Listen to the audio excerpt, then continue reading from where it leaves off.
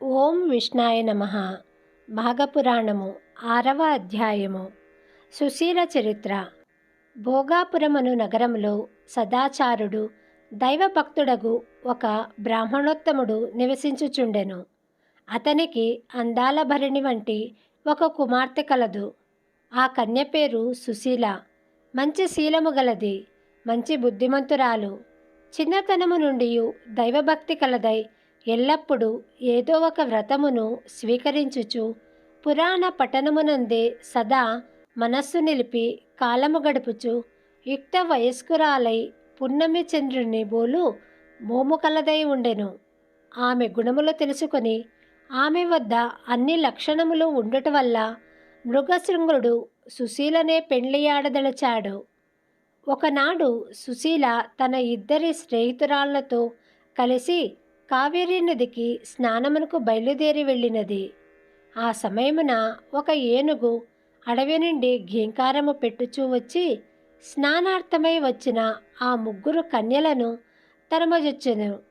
వారు భయపడి ఏ దిక్కుగానక ముందు వెనుకలు చూడక పిక్కబలము కొలది పరుగిడపోవుచుండగా దారిలో గట్టులేని నూతిలో పడి ప్రాణములు విడిచిరి.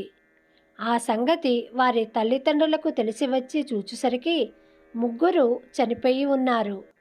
ఆ వార్త మృగశృంగునకు తెలియుటచే అతడును వచ్చి ఆ ముగ్గురి మృతదేహములను చూశాడు. ఎక్కడలేని దుఃఖము కలిగింది. వారిని ఎటులనైనను బ్రతికించవలయునని సంకల్పించి వారి తల్లిదండ్రులతో తమ బిడ్డల మృతదేహములను కాపాడుచుండుడని చెప్పి తాను సమీపమున ఉన్న కావేరీ నదిలో రొమ్ము వరకు దిగి ధ్యానము చేయసాగెను. అంతలో అడవి అంతా గర్జించుకుంటూ తిరిగి ఆ ఏనుగు నీటిలో దిగి తపస్సు చేసుకుంటున్న మృగశృంగుని వద్దకు వచ్చినది. అయినను మృగశృంగుడు చలించలేదు, నిర్భయముగా ధ్యానిస్తూనే ఉన్నాడు. ఏనుగు కూడా మృగశృంగునికి ఎదురుగా నిలబడి దీక్షగా చూడసాగింది.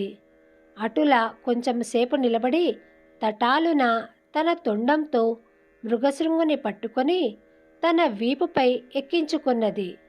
అయినను ఆ బ్రాహ్మణ కుమారుడు భయపడక ఇది అంతయు శుభసూచకమని తలచినాడు. నీరు మంత్రించి ఏనుగుపై చల్లెను. తన 2 చేతులతో దాని శరీరాన్ని నిమిరాడు.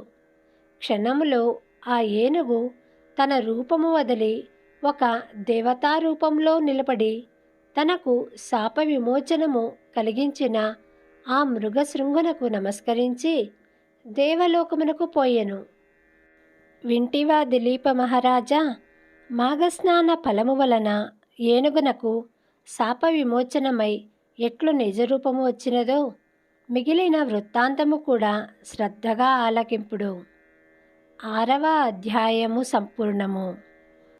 శుభం భవతు.